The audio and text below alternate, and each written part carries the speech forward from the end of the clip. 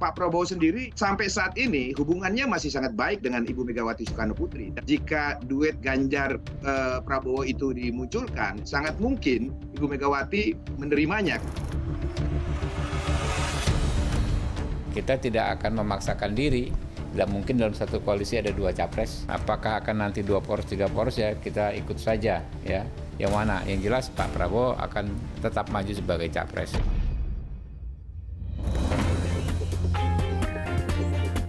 Tapi kemungkinan untuk menduetkan antara Ganjar dan Prabowo atau Prabowo dan Ganjar itu sangatlah rumit karena keduanya ini sulit untuk dijadikan orang nomor 2.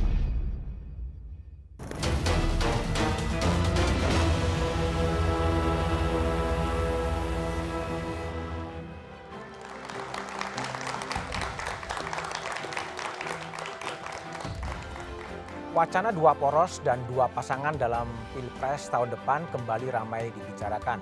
Pasalnya 3 pekan jelang pendaftaran, baru Anies Baswedan yang sudah memiliki pasangan. Sementara Prabowo Subianto dan Ganjar Pranowo hingga saat ini masih sendiri. Bakal cawapres yang ramai dibicarakan tak kunjung diumumkan dan dideklarasikan. Duet Prabowo Subianto, Ganjar Pranowo atau Ganjar Pranowo, Prabowo Subianto pun kembali muncul ke permukaan. Meski di atas kertas duet ini bakal menang, namun menyatukan mereka bukan perkara gampang. Pasalnya baik PDI Perjuangan maupun Partai Gerindra tak mau jagoannya jadi nomor 2. Kenapa wacana menduetkan Prabowo dan Ganjar Pranowo kembali disuarakan? Benarkah ada upaya menyatukan mereka jadi satu pasangan di Pilpres tahun depan? Dan mungkinkah wacana ini jadi kenyataan? Inilah Satu Meja The Forum, angin kencang 2 poros.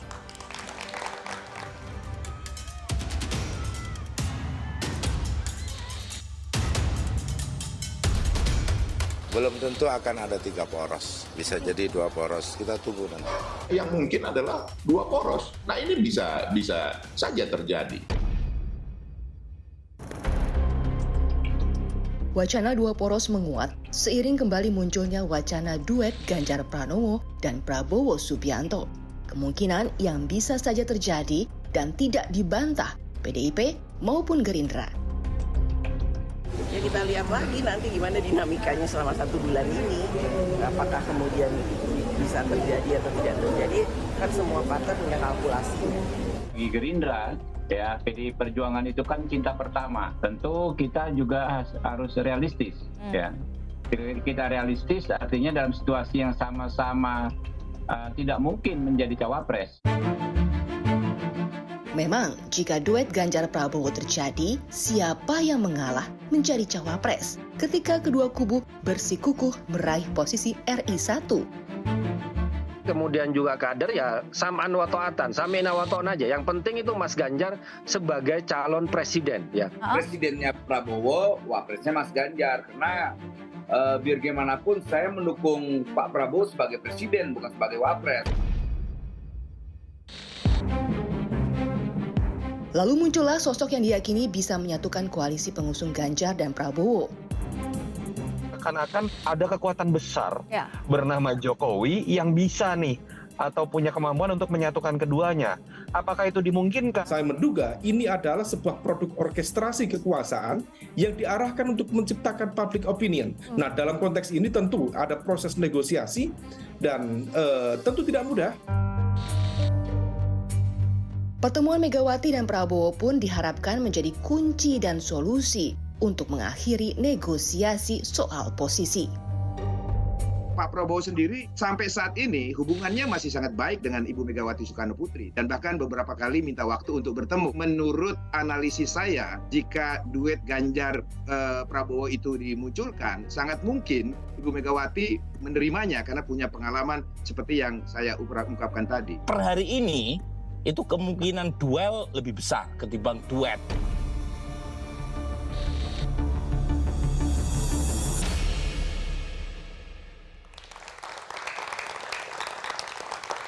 Angin kencang 2 poros, itulah tema Satu Meja The Forum malam ini. Di studio telah hadir sejumlah narasumber dari ujung sebelah kanan Ahmad Khoirul Umam, pengamat politik. Malam. Selamat malam.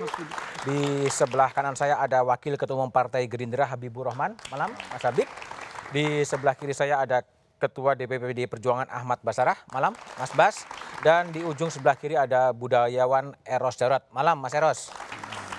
Saya mulai diskusi dari Mas Basarah. Cawapres belum juga diumumkan, dideklarasikan. Apakah duet Ganjar dan Prabowo itu akan didorong oleh PDI Perjuangan? Gini Mas BDM, saya sampaikan dulu riwayatnya ya tentang wacana Ganjar Prabowo yang akhir-akhir ini mencuat lagi. Riwayatnya itu kan dimulai dari tanggal 22 April 2023 yang lalu. Oke. Pada saat setelah sholat Idul Fitri, Pak Jokowi lah yang pertama kali merilis nama-nama bakal calon wakil presidennya Mas Ganjar Pranowo. Ada 7 bacawa pres. Di antara 7 bacawa pres itu disebutkan oleh Pak Jokowi adalah Pak Prabowo sendiri. Oke. Itu dimulai 22 April 2023. Setelah 1 hari Pak Ganjar ditetapkan sebagai bakal capres oleh Bu Mega. Kemudian wacana ini itu berlanjut ketika terjadi pertemuan di panen raya di tengah sawah di Kebumen, Jawa Tengah. Seingat saya 10 Maret 2023. Tadi ada gambarnya di sini. Di sanalah menurut sumber-sumber yang layak untuk saya percaya, Pak Jokowi menyampaikan keinginannya duet Ganjar Prabowo. Disampaikan kepada? Pada mereka bertiga. Kepada mereka berdua, oke. Lalu kemudian wacana ini sempat berhenti selama 1 semester. Ya, dari mulai bulan Maret sampai 20 September kemarin, Mas Eros, ketika Mas Ganjar setelah menghadiri rapat TPN, Tim Pemenangan Nasional, ditanya wartawan. Mas Ganjar gimana kalau ada duet, wacana duet Ganjar Prabowo? Beliau katakan kalau di politik itu selama belum didaftarkan KPU semuanya masih mungkin. Setelah pernyataan Mas Ganjar itu kemudian mencuatlah wacana Ganjar Prabowo dan menggelinding bak bola salju hingga kita diskusi pada malam hari ini, Mas BDM begitu. Nah, pertanyaannya adalah kalau mau dilanjutkan pertanyaannya, mungkin atau tidak duet Ganjar Prabowo ini? Ada 2 asumsi. Asumsi pertama yang mengatakan realitas politik ini tidak mungkin. Kenapa? Karena masing-masing partai politik telah mengeluarkan keputusan hukum organisasi masing-masing yang menetapkan Ganjar sebagai baca pres PDI Perjuangan, Pak Prabowo sebagai baca presnya Gerindra. Lalu kemudian sudah terbentuk blok koalisi partai politik pendukung masing-masing baca pres tersebut begitu. Itu realitas hari ini. Tapi kalau kita lihat dalam perspektif hukum, kan ada gium yang mengatakan das sollen tidak selalu sama dengan das sein. Hal-hal yang diciptakan yang menurut aturan hukum belum tentu praktiknya sama. Itu dalam perspektif ilmu hukum. Belum lagi dalam perspektif politik. Politik tidak hanya sebagai sebuah ilmu, tetapi sebagai sebuah seni. Segala kemungkinan itu bisa terjadi dalam politik. Nah, oleh karena itu, saya mempertanggungjawabkan tesis saya ketika tadi diputar tentang kemungkinan duet Ganjar Prabowo itu masih terbuka ruangnya begitu. Nah, saya mengatakan pada saat di Kompas TV beberapa waktu lalu, saya punya asumsi kemungkinan duet Ganjar Prabowo itu masih terbuka, tergantung bagaimana sikap 5 aktor yang ada di dalamnya. Yang pertama adalah bagaimana sikap Pak Jokowi, kemudian sikap Ibu Megawati Soekarno Putri, sikap Pak Prabowo, sikap Pak Ganjar, dan sikap ketua umum partai politik Indonesia Maju. Nah, analisa saya terhadap 5 aktor ini, dengan berbagai analisa yang nanti dapat saya kemukakan, itu sangat mungkin. Sangat mungkin duet Ganjar Prabowo itu dibuka kembali. Begitu, Mas Habib, kalau Mas Habib juga pernah mengatakan bahwa PDIP itu cinta pertama. Apakah simbol cinta pertama itu memungkinkan duet ini? Apakah Prabowo Ganjar Prabowo bisa? Saya sampaikan sudut pandang saya dulu ya dari apa yang tadi disampaikan Mas Ahmad Basarah, bahwa apa yang terjadi ketika setelah pengumuman 22 April capresnya PDIP, lalu Pak Jokowi hari raya mengatakan cawapresnya Pak Ganjar, lalu ada kalimat termasuk Pak Prabowo akan menemukan cawapresnya. Artinya yang dipahami dan sudah kami konfirmasi yang dimaksud Pak Jokowi bukan Pak Prabowo menjadi cawapresnya Pak Ganjar, tetapi Pak Prabowo akan menemukan cawapresnya sendiri juga. Begitu. Yang kedua, ini soal komunikasi juga. Ketika di panen raya sudah firm, sudah saya cek juga ke orang yang langsung ada di situ, yaitu Pak Prabowo sendiri, nggak ada arahan untuk itu. Ganjar Prabowo nggak ada. Nggak ada. Yang ada? Yang jelas tidak ada Pak Prabowo menjadi cawapresnya Pak Ganjar, itu sama sekali tidak ada. Nah itu. Lalu kenapa kemarin ini ada wacana ya? Memang ada satu pernyataan Pak Jazilul Fawait ya. Ya, PKB. 2 poros. Lalu ada beberapa relawan kalau nggak salah yang tadinya relawannya Pak Jokowi atau sampai sekarang relawannya Pak Jokowi mengatakan kalau nggak salah di Manado atau di mana mengusulkan Pak Prabowo, lalu cawapresnya siapa? Pak Ganjar. Itu baru mengemuka. Saya mau katakan apapun itu misalnya Pak Prabowo, Ganjar Prabowo. Saya sudah sampaikan beberapa kali hubungan kami dengan PDIP Perjuangan bagus sekali. Kita punya sweet memory sebagai cinta pertama kami PDIP ya kan. Juga salah satu saya pikir PDIP partai yang secara ideologis konstruksinya paling mirip dengan Gerindra dari yang ada saat ini. Ya, dalam konteks ada tiga lapisan Pak kita beraktivitas di politik. Satu ideologi, ya kan. Kedua politik, ketiga strategi dan taktik. Ideologi mirip, ya kan. Dapat dikatakan PDIP salah satu acuan utama kami. Politik kita sama-sama bicara keberlanjutan. Tapi strategi dan taktik mungkin saat ini ada hal yang berbeda. Itu masing-masing sudah dapat dikatakan ada takdirnya sebagai capres definitif dari masing-masing partai dan bukan hanya partai, dari koalisi pendukungnya. Kayak kami ini kan bukan hanya Gerindra lagi urusannya, ada partai politik pengusungnya. Sehingga saya pikir nggak ada masalah, kita harus realistis juga. Tidak mungkin satu koalisi dua capres, ya kan? Tapi kalau ada satu poros, dua pasangan calon bisa jadi. Jadi mungkin itu dimaksud Pak Jazilul, makanya beliau ini harusnya tanggung jawab nih, harusnya hadir nih. Sudah diundang. Dua poros itu kan belum tentu dua pasangan, tapi dua poros pro keberlanjutan, ya kan? Dan poros perubahan. Itu mungkin gitu loh. Jadi saya nggak tahu, tapi kalau itulah yang paling realistis menurut saya. Tapi kalau Mas Habib lihat, kalau bagi Anda pribadi, kalau Prabowo Ganjar masih mungkin terjadi? Saya nggak bisa menilai ya kan ya, tapi dalam konteks kepantasan, apakah pantas kami menawarkan posisi cawapres kepada satu PDIP partai besar? Dua kali pemenang pemilu, ya kan? Pak Ganjar juga tokoh yang sangat potensial. Apakah pantas kami menawarkan cawapres kepada beliau gitu loh? Itu kan soal kepantasan. Sementara di sisi lain tentu kita nggak akan mundur, satu langkah saja nggak akan mundur. Capres, ya? Sebagai capres itu nggak akan mundur gitu loh. Sama dengan Mas Bas. Jadi kalau bagi PDIP juga Ganjar harus di atas sebagai capres. Makanya tadi saya katakan realitas politik per hari ini, saya ulangi per hari ini, bahkan per detik ini, tidak mungkin gitu. Karena masing-masing sudah diputuskan oleh partai politiknya sebagai capres. Yang Bung Habib katakan tadi benar, tidak mungkin kita bekerja sama dalam satu blok politik pilpres, tapi dua-duanya capres. Karena harus ada cawapres. Harus ada yang mengalah. Tapi itu kan realitas politik hari ini. Dan kita tahu persis politik itu sangat dinamis. Dan cair. Ya. Beliau dengan PKB saja yang sudah hampir 1 tahun ternyata kemudian bisa berubah. Bisa berubah. Koalisi yang lain juga sudah terjadi regrouping gitu. Nah, atas dasar itu maka muncullah berbagai asumsi-asumsi. Kira-kira format politik kedepannya NDN itu akan seperti apa? Muncullah berbagai macam analisa. Di situ Mas BDM. Mas Umam, kalau Mas Umam melihat sebagai akademisi, apakah kemudian dua poros, apakah Prabowo Ganjar atau Ganjar Prabowo, itu akan lebih membawa sebuah kemanfaatan bagi publik? Kalau bicara kemanfaatan, saya pikir itu akan kita uji terlebih dahulu, Mas BDM, terkait dengan konteks visi, misi, platform, dan apa yang kemudian dijanjikan. Visible tidak, bisa menjelaskan bagaimana cara mencapainya atau tidak. Tetapi terkait dengan konteks isu ini, kita sebenarnya juga membaca sinyal.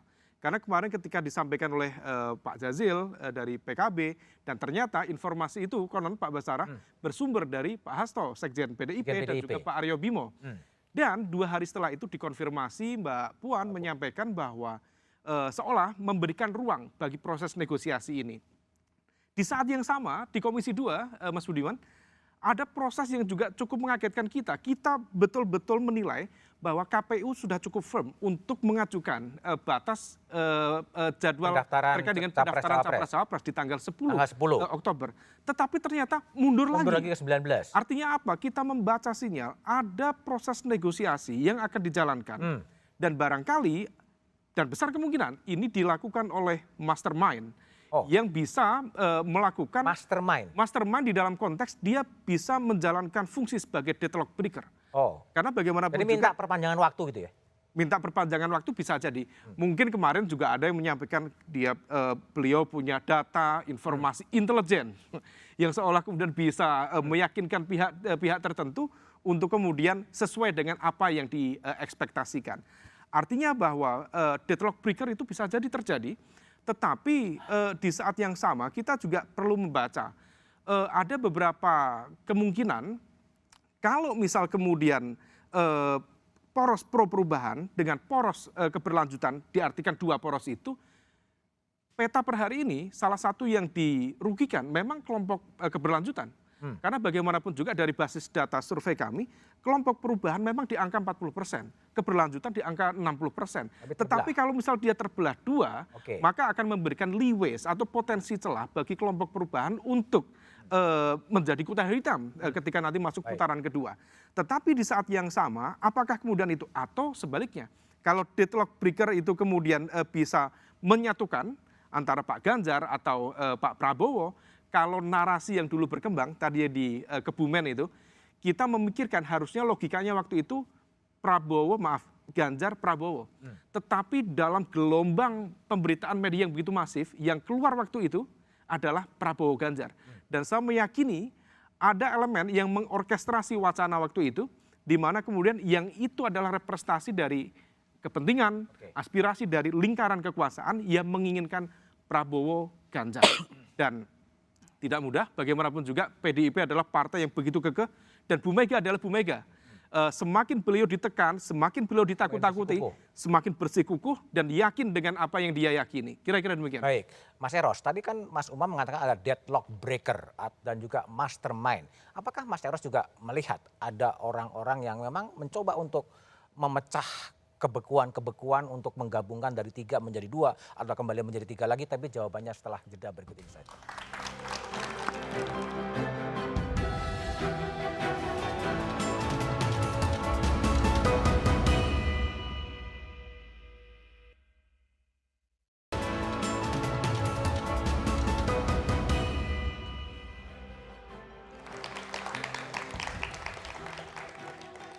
Masih bersama saya Budi Mantanrejo di Satu Meja The Forum. Mas Eros Jarot, Mas Eros, tadi Umam menyebutkan ada deadlock breaker, ada mastermind, ada sosok yang berkuasa cukup penuh untuk bisa menentukan dan mengarahkan dari 3 menjadi 2. Mas Eros melihat ada sesuatu itu? Sebelum saya jawab, saya intermezzo sedikit ya. Ini, jadi saya dengarkan tadi gitu ya. Jadi saya juga pikir ini nih yang namanya pemilu pesta demokrasi ini, pestanya rakyat atau pestanya petinggi partai? Pusing ya kan? Pusing ya? Satu, ya itu hanya intermezzo aja. Yang kedua, mungkin judul ini juga kalau kita perhatikan, tadi kan sejarahnya sudah diungkapkan. Versi masing-masing gitu ya. Nah mungkin versi saya berbeda gitu ya. Saya rasa ini dipicu oleh kehendak yang begitu tinggi ya. Dari seorang center player gitu kan. Center player? Ya, yang kedudukannya mungkin perlu ya satu ruang di mana dia bisa bernafas lega ya tanpa harus ada kekhawatiran sedikit pun. Gitu. Nah, artinya pemilu harus berjalan sesuai dengan apa yang bisa memungkinkan nyaman buat dirinya. Siapa? Ya the center player kan Pak Jokowi. Oke. Ya.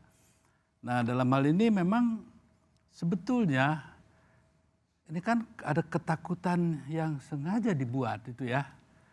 Seolah-olah nih kalau nanti hati-hati nih. Ya. Nah, Anies ini juga ancaman. Padahal ancaman yang terbesar itu adalah ketidakpercayaan diri masing-masing ini menurut saya. Ya.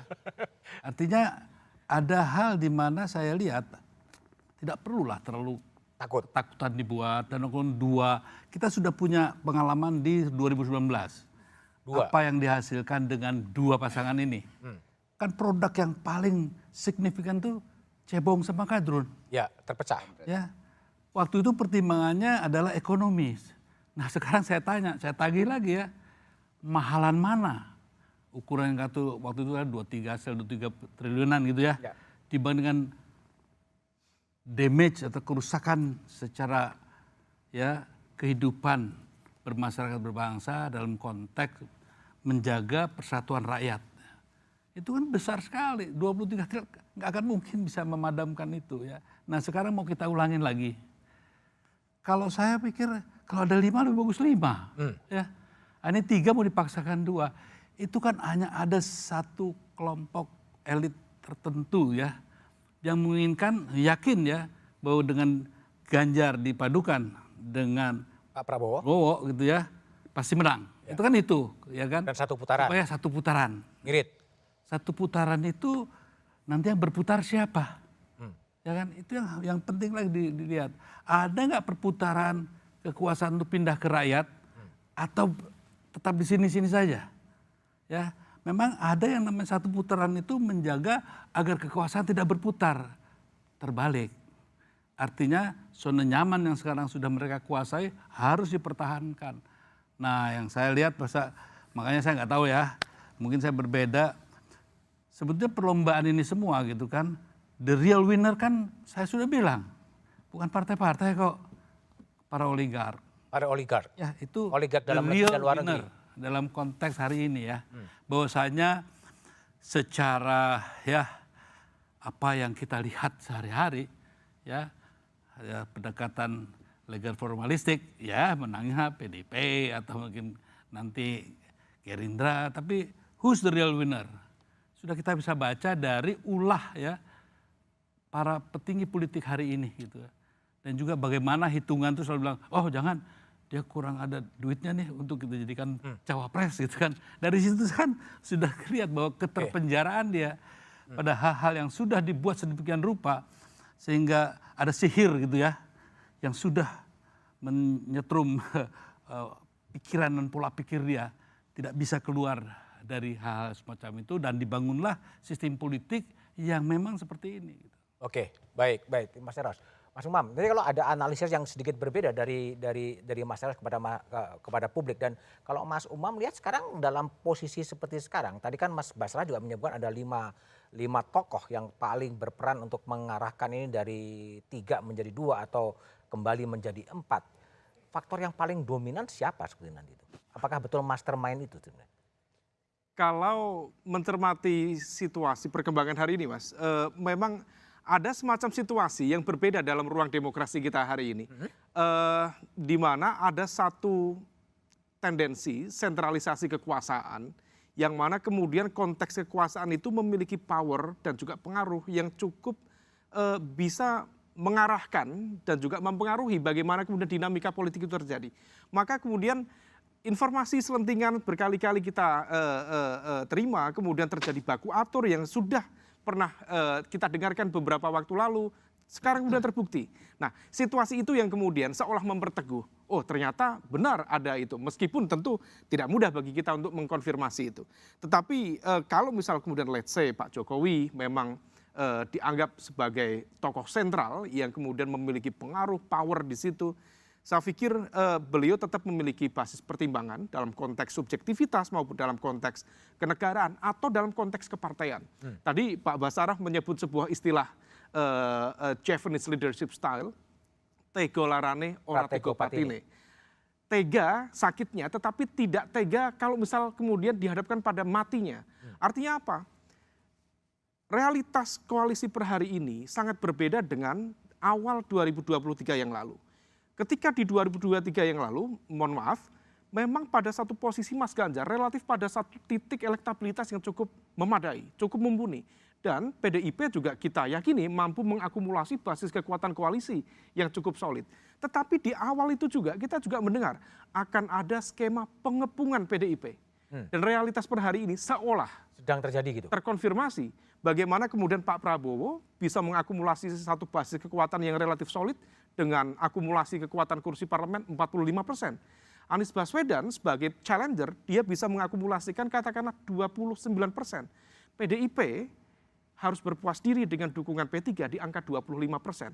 Kalau kemudian basis keberlanjutan terbelah, maka kemudian ini akan memberikan ruang tadi kepada perubahan. Problemnya, kalau misal di atas kertas basis elektabilitas, Anies Baswedan, Muhaimin Iskandar kurang begitu kompetitif, let's say di underestimate, maka dia tidak akan lolos di putaran kedua, maka besar kemungkinan partai-partai pendukung Anies Baswedan akan melakukan dukungan kepada Pak Prabowo.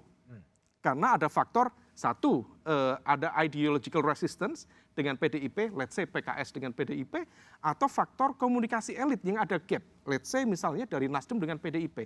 Situasi ini kalau misal kemudian disimulasikan, maka akan meletakkan PDIP pada posisi yang kalah ketika masuk di putaran kedua. Kalau misal itu terjadi, disimulasikan begitu, barangkali the mastermind tadi berpikir, jangan-jangan ini jangan sampai terjadi. Supaya ini tidak terjadi, maka kemudian dilakukanlah upaya negosiasi supaya kemudian kalau ada apa-apa dengan PDIP, bukan beliau sebagai kader terbaik, sebagai petugas partai yang dipersalahkan di sana. Dan satu hal, menurut informasi spekulatif, konon apa yang muncul ini bukan isu kaleng-kaleng. Menurut informasi spekulatif, mohon dikoreksi Pak Basarah, saya mendengar katanya SKCK dari Pak Ganjar disiapkan 2 skema. Satu SKCK sebagai capres dan satu SKCK sebagai cawapres. Kita mendapatkan informasi itu tentu penuh dengan spekulasi. Seolah kemudian narasi ini bukan narasi yang sifatnya spekulatif, tetapi terkonfirmasi dari indikasi-indikasi tadi. Jadi gimana Mas Basarah untuk informasi yang spekulatif tadi? 2 SKCK disiapkan oleh Mas Ganjar sebagai capres maupun sebagai cawapres. Gimana sebetulnya? Kalau basisnya informasi spekulatif, saya lebih dulu mendapatkan informasi dari Bung Umam bahwa Pak Prabowo mengurus 2 SKCK. Oh, mengurus 2 SKCK. Tapi kalau basisnya spekulatif. Tapi kalau basisnya keputusan hukum masing-masing organisasi, tentu kita sudah tahu dengan persis. Dan kita bersepakat bahwa dalam kita berdemokrasi itu kan yang kita anut demokrasi dan nomokrasi. Demokrasi yang berdasar atas hukum. Dalam sistem demokrasi hukum kita telah diatur mau 2 pasangan calon, mau 3 pasangan calon sah dan konstitusional. Itu tergantung bagaimana negosiasi antar partai politik. Karena Undang-Undang Dasar kita memang memungkinkan pasal 6A ayat 2 di situ dikatakan calon presiden dan calon wakil presiden diusung oleh partai politik atau gabungan partai politik. Jadi memungkinkan satu partai politik yang memenuhi ambang batas 20%, yang tidak memenuhi ambang batas 20%, dia harus mencari pasangan partai politik yang lain. Jadi logis saja Bung Imam, kalau pada posisi ini partai-partai politik yang lain tidak mendekat ke PD Perjuangan karena mereka tidak bisa mempropose siapa calon wakil presidennya. Tapi kepada partai politik yang belum mendapatkan 20%, ada ruang negosiasi ya untuk menawarkan bakal calon wakil presiden. Saya kira pada posisi itu, dan ini adalah seni bagi proses politik itu sendiri, dan semuanya masih menggelinding bak bola salju. Kita tidak tahu bagaimana nanti di 19 Oktober sampai batas akhir pendaftaran, ketika KPU mengesahkan pasangan calon, semua kemungkinan itu masih terjadi. Dalam perspektif politik sebagai seni itulah saya melihat dinamika politik yang menjadi diskusi kita malam ini di satu meja forum ini, tentang Ganjar Prabowo itu masih menggelinding terus. Gitu loh, kira-kira. Baik Mas Habib ya. Ini kan juga sekarang muncul juga spekulatif atau ekspektasi bahwa setelah Bu Mega dan Pak Prabowo bertemu di satu acara di kedutaan, kemudian akan sedang mencocokkan jadwal lah untuk melakukan pertemuan, entah karena apa, sampai sejauh mana, tapi jawaban Habib setelah jeda berikut ini.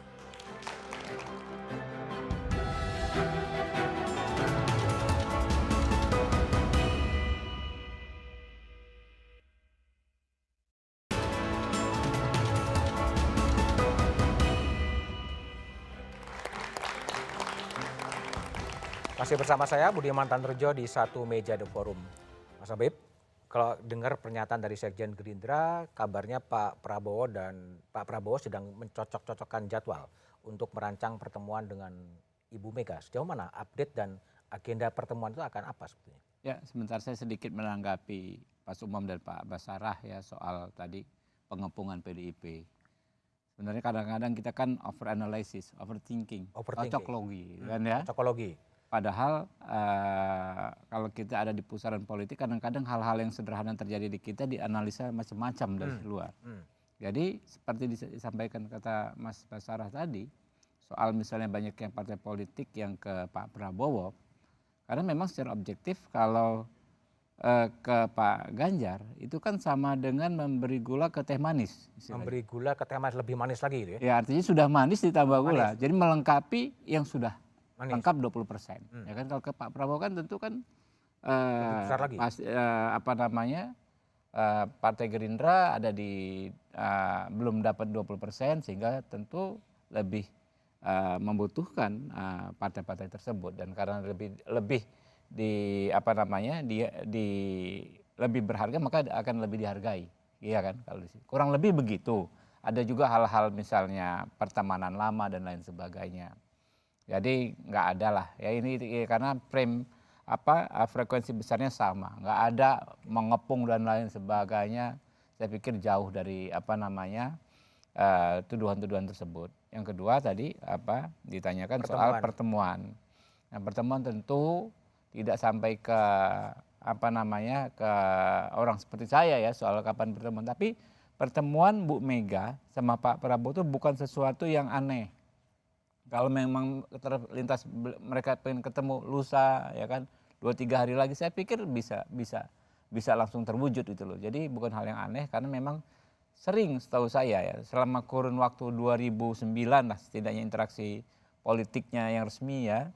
Partai Gerindra berdiri 2008 sampai ke saat ini sering sekali bertemu. Tiba-tiba nggak nyampe seminggu terjadi pertemuan. Jadi bukan sesuatu yang itu aneh ya? Bukan sesuatu yang aneh karena memang beliau berdua bersahabat ya. Jadi ada ada semangat saling support ya selama ini. Itu yang kita rasakan di berbagai pilkada juga. Kadang-kadang kan kita mengajukan calon tiba-tiba by phone ketemu. Ya kalau bersahabat mungkin gabung mungkin di sini. Mungkin juga kayak waktu Pak Jokowi Ahok 2012 ya kan. Itu kan Pak Jokowi dan Pak Ahok itu nggak saling kenal, gitu kan ya. Tapi ada Pak Jokowi di PDI Perjuangan, lalu kita lihat ada Pak Basuki Cahayapurnama masuk Gerindra waktu itu disatukan. Jadi bukan hal yang aneh. Kita bisa orang aja bisa kita jodohkan dan lain sebagainya, apalagi sekedar bertemu Pak Prabowo dan Ibu Megawati. Oke, baik. Mas Eros, ini juga mungkin diingat oleh Habib, mungkin bukan overthinking, tapi sekarang dalam percakapan-percakapan di panggung belakang, bukan dalam panggung media, bahwa politik Indonesia 14 Februari 2024 juga tidak mungkin bisa dilepaskan dalam geostrategi geopolitik global yang sedang berubah. Ya, akhirnya saya bertemu dengan sejumlah politisi senior, dia mengingatkan bahwa tidak mungkin kemudian negara adik kuasa seperti Amerika juga akan ikut mendrive arah politik, bandul politik Indonesia ke depan seperti apa. Menurut Mas Eros, apakah ada kemungkinan bahwa negara persaingan antara China dan Amerika kemudian ikut menentukan mendrive arah-arah politik Indonesia di 14 Februari 2024? Ya kalau melihat ya bagaimana situasi kondisi ataupun geografis ya di dalam peta ASEAN aja lah ya, kan sangat diperhitungkan. Indonesia sebagai negara yang sangat diperhitungkan dan tidak mungkin lepas dari amatan mereka. Amatan itu termasuk di dalamnya kepentingan mereka. Ya. Dan tentunya kan dulu memang ada blok barat, ya, blok timur. Sekarang kan sudah ada polarisasi gitu ya. Multipolar. Konstelasi baru lagi yang tentunya ini juga pasti akan mewarnai gitu ya perhelatan pemilu 2024. Akan tapi saya tetap berkeyakinan kan ada sementara ini ada sengaja diedarkan semacam notulen, dokumen giris lokal lah. Giris lokal. yang sudah mulai mengatakan soal ada CIA dan macam. Justru saya melihat ya itu pasti ada pengaruhnya, tapi yang sangat besar pengaruh itu aku rasakan ketika para pimpinan partai kita di sini ya lupa bahwa kekuatan sesungguhnya di kita adalah persatuan rakyatnya. Ya. Ya. Kalau kita kuat itu tidak begitu signifikan ya itunya pengaruhnya. Tapi pada saat kita dilemahkan dengan politik divide et impera mereka gitu ya, maka kita akan terlemahkan. Jadi menurut saya kembali saya kepada temanya ya, saya juga bingung gitu kan. Sekarang ini kalau apalagi di teori seorang ilmuwan ya, kan tidak mungkin segala sesuatu yang secara empirik belum terbukti Anda bikin teorinya kan agak aneh menurut saya. Nah sekarang nih di 2024 Pileg sama Pilpres kan nyatu. Pasti ada hal-hal yang harus kita perhitungkan, tidak mungkin dengan paradigma yang sama. Ya, memasuki 2024 masih pakai paradigma 2019 kan agak aneh. Kenapa? Di sini nanti pilihan personal lo kan lebih menggejala ya. Dan bagi contohnya nih, kan banyak nih teman-teman saya di PKB gitu ya. Gue nanti tetap milih Ganjar. Sebaliknya ada juga yang sudah di Prabowo, gue tetap milih Ganjar. Dan begitu juga di PDIP, buktinya Budiman Sujatmiko sebagai Pilih Prabowo. lombong ya. Jadi nanti pilihan yang sifatnya personal itu akan dominan. Lebih dominan. Sehingga ya kalau nanti dikhawatirkan, tadi hitungannya tadi kan persentase kan gabungan partai-partai di parlemen ya. Tapi nanti kalau rakyat memilih, belum tentu hasilnya sama. belum tentu seperti itu. Contohnya, wes pokoknya saya gue ora lah, males aku dulu, rakyatnya malas gitu kan, kayak begitulah kayaknya ya. Baik. Mas Umam, saya ingin mendalami satu aspek yang juga tadi sudah disampaikan oleh Mas Eros soal kemungkinan persaingan atau intervensi dari kekuatan asing selain ada mastermind lokal. Sekarang kan sudah ada pengkondisian ya. Dokumen-dokumen seakan-akan dibocorkan atau sengaja bocor atau kontra intelijen yang terjadi. Sejauh mana itu bisa bermain? Kalau ditanya sejauh mana bisa bermain, mungkin bergantung pada dinamikanya, Mas. Tapi kalau misalnya kita kembali kepada konteks teori two level game theory yang disampaikan oleh Robert Putnam, memang bagaimanapun juga ada proses interaksi di dalam konteks kekuatan global dan juga kekuatan domestik suatu negara. Dan itu saling mempengaruhi satu sama lain. Tetapi di dalam konteks ini, diakui atau tidak, situasi per hari ini dalam konteks Indo-Pasifik itu kan memang mengalami sebuah proses peningkatan eskalasi. Diakui atau tidak, bagaimana kemudian US dan juga kekuatan dari China mengalami proses kulminasi ya. Di satu titik kita tahu kemarin pergerakan dari Amerika itu mulai bergerak ke depan. Bukan hanya pangkalan militernya di Darwin, udah mulai maju ke Papua Nugini dan mendapatkan legalisasi dari parlemen Papua Nugini secara bebas dan tanpa batas untuk menggunakan pangkalan militer itu. Tetapi di saat yang sama, China juga semakin kuat dominasinya di wilayah ASEAN, Indonesia termasuk wilayah Indochina, Vietnam, Kamboja, Laos, tingkat dependensinya semakin tinggi. Nah, terkait dengan konteks politik di Indonesia, saya juga berkeyakinan bahwa elemen-elemen itu tetap memiliki kepentingan besar untuk menentukan bagaimana arah kepemimpinan Indonesia ke depan. Tetapi dari hasil komunikasi, Mas Budiman, saya pribadi berkomunikasi dengan teman-teman dari salah satu negara yang tetangga yang dianggap sebagai Deputy Sheriff of the United States of America in Indo-Pacific region. Ada juga satu forum secara terpisah dari elemen negara yang dianggap sebagai musuh dari kekuatan yang tadi juga, yang mengatakan bahwa dari hasil diskusi kami, rasanya basis ideologi tidak menjadi satu isu signifikan. Basis terkait dengan konteks identity tidak menjadi isu signifikan. Keyword yang kemudian muncul adalah pragmatism. Artinya apa?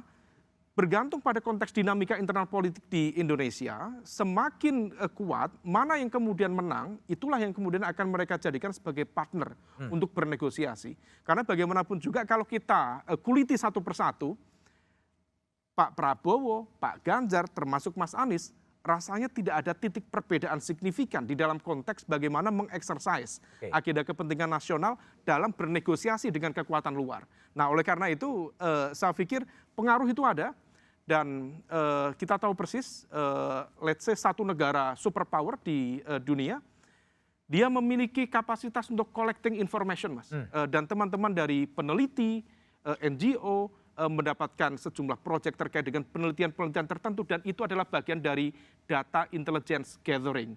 Kapan akan digunakan, untuk apa, menghantam siapa, memperkuat siapa, that's part of the game. Oke, baik. Mas Habib, sebelum saya break ke keempat, pertemuan terakhir Pak Prabowo dengan Menhan Amerika itu apakah juga merupakan bagian dari untuk mencari dukungan dari Amerika untuk menjelang Pilpres di 14 Februari 2024? Tapi jawabannya setelah jeda berikut ini aja.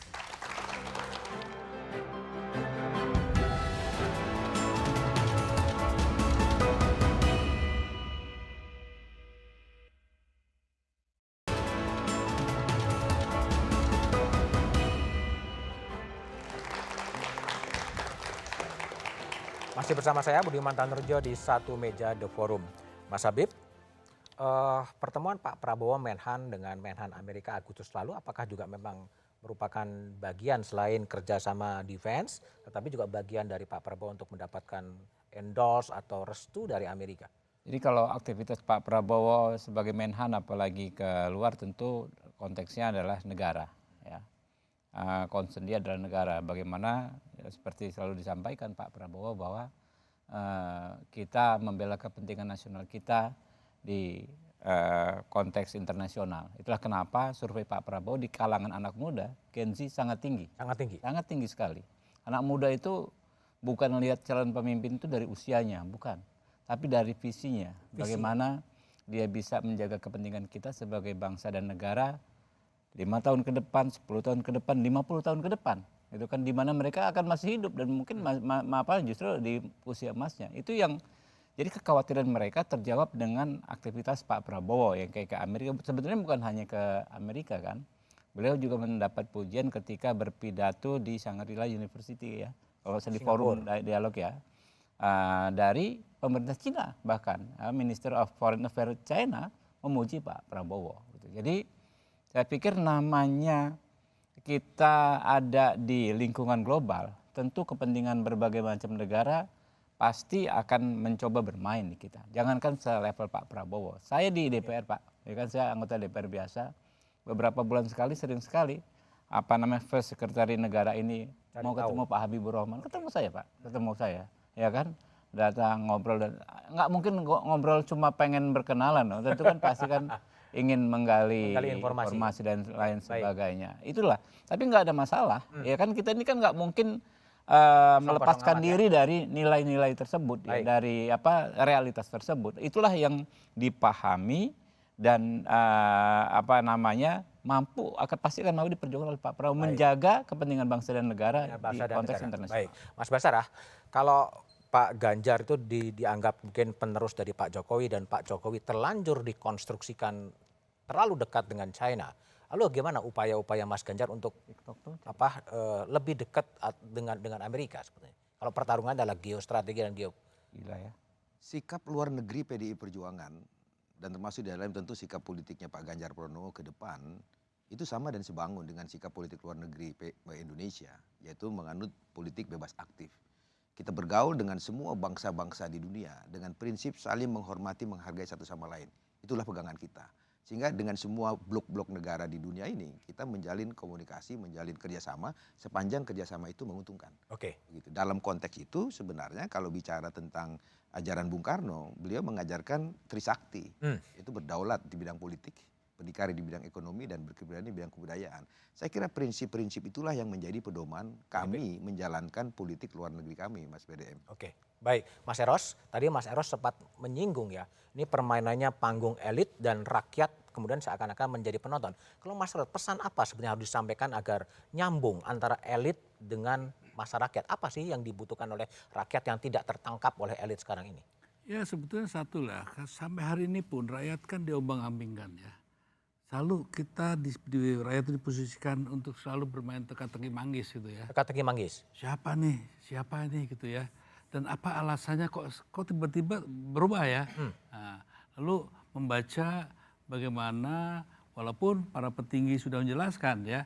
Bahwa tadi dinobilize bagaimana Pak Jokowi sebetulnya upaya untuk menjaga ya partainya di mana dia dibesarkan seperti itu. Nah, sementara di masyarakat tidak begitu melihatnya, ya kan? Yang saya istilahkan dengan persiaran politiknya yang sangat masif itu kan, itu juga satu hal yang saya rasa perlulah diperbaiki ya, cara ada politik komunikasi para pimpinan kita ini kepada rakyat itu. Jangan asik di antara mereka sendiri, sebenarnya dia tahu bahwa mereka itu adalah petugas-petugas rakyat. Nah dalam konteks itu saya hanya berpesan, nah contohnya nih ya, kenapa sih kok PDIP terlalu gelisah gitu ya. Padahal mungkin resep yang paling bagus itu kalau saja para pimpinan PDIP terutama yang di puncak coba sedikit rendah hati gitu ya. Oke. Nah, itu kan sebetulnya yang lebih diharapkan juga kemudian kepada teman-teman juga di 3 kontestan ini ya, tidak mendidik rakyat untuk pokoknya mendukung si ini pasti kadrun, yang mendukung ini pasti cebong, nanti kan sudah harus ada kepentingan. Artinya kesadaran yang saya harapkan ya, kesadaran para petinggi partai ini dan para kontestan ya yang nanti akan bertarung 2024 ya. Allah bersepakat kita bagaimana melakukan pendidikan politik kepada masyarakat ini agar kualitas pemilu 2024 lebih naik baik. kelas lah dari Baik. yang lalu. Baik, Mas Umam, ini banyak ngomongin poros 2, 3, 4 atau seperti apa. Kalau kritik Anda atau amatan Anda soal penyelenggara pemilu sendiri, apa sebetulnya yang perlu dibenahin agar ada koneksi yang jelas antara elit dan massa itu? Ya bagaimanapun juga sekarang tantangannya cukup kompleks Mas, di mana penyelenggara pemilu sendiri juga dihadapkan pada keterbatasan waktu. Kemarin impact dari Perpu perubahan dari Undang-Undang Pemilu diharapkan bisa kemudian menambahkan ruang bagi proses kampanye, tapi fakta menunjukkan ternyata tetap tidak bisa diajukan, ngambil titik tengah. Nah artinya apa? Impactnya nanti ke proses pemilu. Meskipun per hari ini belum masuk masa kampanye, kita sudah lihat di semua wilayah isinya kampanye semua, isinya mobilisasi massa. Tetapi yang terpenting dari proses politik ini, kita dari basis survei dari berbagai penelitian yang menjadi ekspektasi masyarakat itu most likely terkait dengan sosial ekonomi, pekerjaan, kemudian tentang masa depan anak-anak muda, kepastian kerja dan lain sebagainya. Nah oleh karena itu yang terpenting dari proses politik, jangan politik itu hanya kemudian menghadirkan drama, gimmick, hura-hura. Tetapi betul-betul bagaimana demokrasi itu bisa menciptakan good governance dan public delivery service yang baik dan kemudian memiliki impact kepada masyarakat kawulo alit. Yang mereka impact itu adalah sosial, ekonomi, kesejahteraan, pekerjaan. Itu yang kemudian mereka harapkan. Kalau hanya kemudian narasi tentang wacana identitas, tentang ideologi, tapi tidak memberikan kepastian apapun kepada masa depan, saya pikir yang akan muncul adalah antipati terhadap politik dan demokrasi. Saya mungkin ingin memberikan sedikit. Oke, pendek aja, pendek. Prinsipnya dari diskusi kita dua poros ini, PDI Perjuangan siap untuk mengikuti dua pasangan calon atau tiga atau empat. Oke. Kita berpegang teguh pada demokrasi dan hukum. Baik. Dan kita selalu punya keyakinan untuk itu dan dengan rendah hati kita membuka diri untuk segala kemungkinan kerjasama politik dengan blok politik yang lain. Oke, baik Mas Basarah, Mas Eros, Mas Habib dan Bung Umam, terima kasih telah bergabung di satu meja The Forum. 2 poros atau 3 poros calon presiden bukanlah satu-satunya faktor penting bagi publik. Bagi kebanyakan orang, hadirnya pemimpin bangsa yang bisa mengatasi penyakit komorbid bangsa ini, penyakit korupsi, lebih didambakan bangsa ini. Butuh pemimpin yang tanpa beban, yang punya keberanian mengatasi korupsi. Korupsi sungguh memiskinkan bangsa ini. Korupsi itu memperlebar kesenjangan. Untuk itulah pilihan calon pemimpin harus dibuka lebar. Demikian satu meja The Forum malam ini. Tetap saksikan Kompas TV untuk mengupdate informasi seputar pemilu. Hanya di Kompas TV, independen terpercaya. Sampai jumpa pekan depan. Selamat malam dan terima kasih.